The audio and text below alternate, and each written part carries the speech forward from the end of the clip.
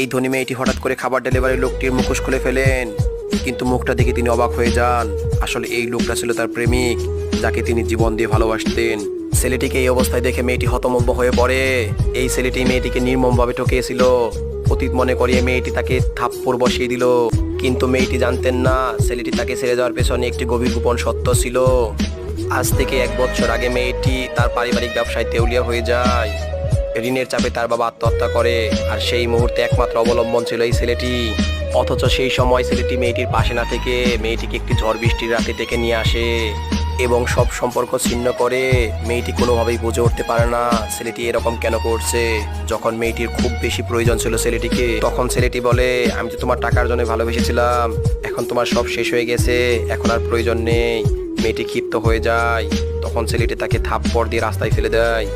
মেয়েটির বান্ধবী এসে তাকে তুলে ধরে এবং ছেলেটিকে বলে,